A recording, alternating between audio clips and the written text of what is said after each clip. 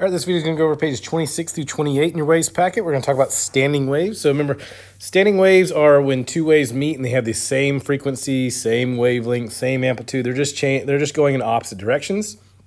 Okay, so standing wave is going to look like this, where it basically looks like the same wave, but it's just opposite of each other. Okay, so what happens is when these things meet up, it's going to create either constructive or destructive interference. We've kind of talked about that. Okay, so those are called, remember, those are called nodes and antinodes. So remember, nodes were when we had no amplitude. So if I asked you how many nodes are on this one, okay, what you would do is you look at where do I have zero amplitude. And remember, your zero amplitude would be right here. So I have zero amplitude here, here, here, and here. So this would have 4 nodes. Okay, and antinodes, remember, those are the opposite of nodes. So that's when you actually have max displacement or max amplitude. So that'd be here, here, and here. So you have 3 antinodes. So typically your antinodes are usually going to be one less than your nodes. Okay, unless we start talking about free and stuff, which we'll do that later. But remember, so standing wave is where we get things like pitch and tone, where you actually have waves that combine and make more of a harmonious sound than versus just noise, where there's a bunch of random amplitudes, random wavelengths from frequencies that are not really meshing with each other very well. So if you wanted to create more of these nodes and antinodes, well, evidently you're going to have more waves. So what you're going to have to do is increase frequency and decrease your wavelength in order to achieve more nodes and antinodes. Okay, your ends are typically nodes because that is how you hold something in place. So like in this case, you could say it's 2 people holding a rope. Okay, and they're sending opposite waves back and forth to each other and they're matching up. Okay, so that would be the ends are typically nodes because they're closed off. And then standing waves depend upon frequency. Okay, so frequency is what helps us determine our pitch. Okay, if like you're playing a musical instrument, things like that. So basically how many waves are in that length of time. Okay, so if you're using like a wind instrument and stuff where you can actually shorten and lengthen the tube, okay, you can increase and decrease frequency, which will change up the pitch. So without the correct frequency, the pattern is not going to exist, and you're not going to have that correct tone that you're looking for. Okay, so now we're actually going to look at some example problems. So it says how many nodes and antinodes are represented in the standing wave diagram below, and what type of interference is it? So if I look for nodes, nodes would be 0 amplitude, so it would be 1, 2, 3, 4. So 4 nodes. Okay, and if you have 0 amplitude, that would be destructive interference. Okay, so if you have no amplitude at all, that's definitely destructive. It's not constructive. And then antinodes are going to be when you have maximum displacement. So 1, 2, 3. So that is 3 antinodes. And that is when you have maximum amplitude. Okay, so that is going to be constructive interference. And that's all I wanted for number 1. Number 2, a piece of string 4 meters long is vibrated so that it holds a 2-loop standing wave. What is the wavelength of this wave? Okay, so I'm going to draw a 2-loop standing wave. So it's basically, here's a loop right here. And there's a loop right there. Okay, so that would basically be one wave. So remember, one wave is one full crest and one full trough. So if you look at my solid line, it has one full crest, one full trough. So that would only be, so that would be one wave. So a 2-loop standing wave is just one wave. So if my string is 4 meters long and I ask you, well, what's the wavelength? And I only have one wave. If you take the length of your material and divide it by the number of waves, so 4 divided by 1, that's going to give you your wavelength. So that's going to be a wavelength of 4 meters. A string is vibrated with a wave that has a wavelength of 6 meters. Okay, how long is one loop of the standing wave? So I'm going to draw one full wavelength. Okay, and I'm going to draw the standing wave with it. So that's 2 loops.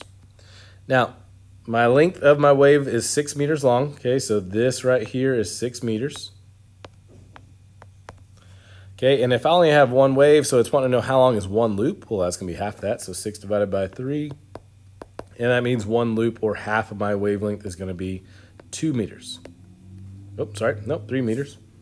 Should have been. Sorry, I had 2 loops, 6 divided by 2. So let me fix that real quick. Kind of got ahead of myself right there. So 6 divided by 2 loops, that's going to give me 3 meters for one loop. Okay, a string is 12 meters long. If the standing wave is set up on the string, it has 3 loops. What is the wavelength? So 3 loops would look something like this. So we have a crest, and I'm going to go ahead and loop that, and then a trough, and I'm going to go ahead and loop that. I need one more loop, so I'm going to draw another crest, and I'm going to loop that. So that is what a 3-loop standing wave would look like. So if my string is 12 meters long, so the whole thing is 12 meters long, okay, I want to know what is the wavelength. Well, first I got to figure out how many waves do I have. Okay, so I have one full crest, one full trough. Okay, so that's one wave, and then one more crest. Okay, so that is only 1.5 waves, 1.5 waves. Okay, so if I take my length, so 12 meters divided by the 1.5, that's going to give me a wavelength of 8 meters. Number 5, the speed that a wave can travel down a slinky is 3 meters per second. If 2-meter long slinky contains a 4-loop standing wave, what is the frequency of the vibration? So remember we talked about this equation, V equals frequency times wavelength. Okay, I have my velocity, that's 3. Okay, so that's not going anywhere. Okay, I'm looking for frequency, so F I don't know. And I'm going to need wavelength. So I didn't give you wavelength. I said there's a 2-meter long slinky. Now that could be it, but we're going to figure out how long is one wave. So a 4-loop standing wave is going to basically look like this. So I'm going to draw my crest, then a trough, and then a crest, and then a trough. And I'm going to loop them. So I'm going to draw my other wave coming through here. So that is what a 4-loop standing wave looks like. So if I were to figure out how many waves do I have there, well, I've got 2. So that's going to be 2 waves. So if my length of my slinky is 2 meters long and I have 2 waves, so 2 divided by 2 means that one wavelength would be 1 meter. So that's your wavelength. So I'm going to plug that in over here. So 3 divided by 1, and that's going to give me a frequency of 3 hertz. 6, Mr. Hevron is rock climbing and can't help but make waves on the rope. Physics over safety any day. If he were to unwisely make a standing wave on the rope that had 4 loops, so let's go ahead and draw a 4-loop. So it's going to look like we just did in the last problem. So crest, trough,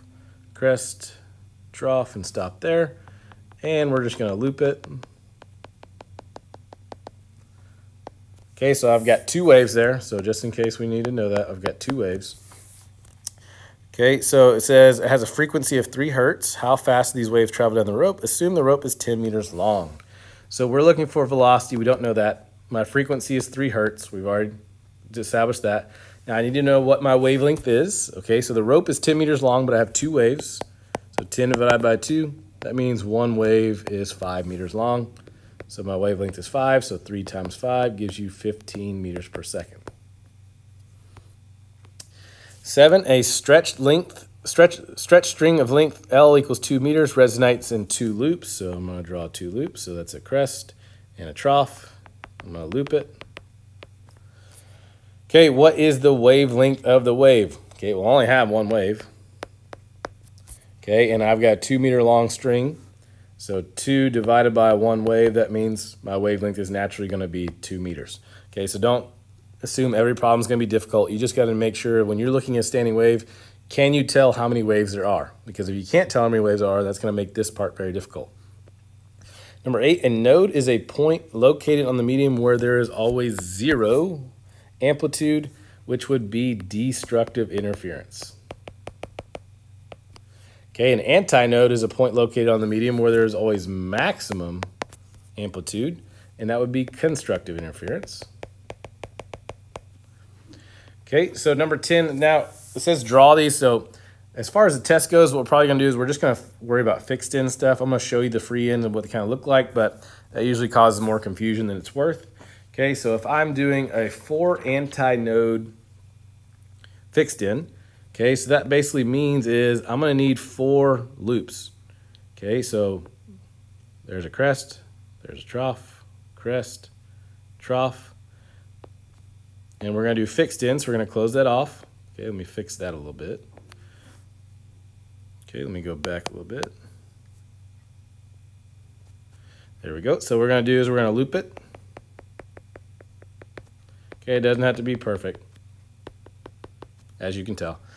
Okay, so this would be 4 antinodes. There's 1, there's 2, there's 3, there's 4. Okay, you can draw your origin line through the middle. Okay, so that would be a fixed end with 4 antinodes.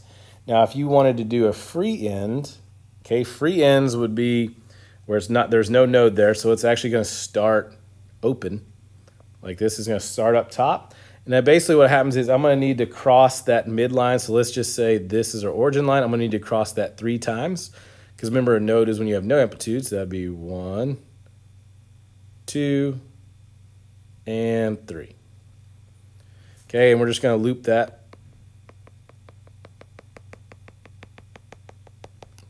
Okay, so there you have your 1, 2, 3 nodes, and that would be a free end. So again, we're not really worried about the free end stuff because that kind of gets confusing. Now, 1 free end, 1 fixed end, and 2 nodes. So I'm going to draw my origin line. I'm going to start with free end.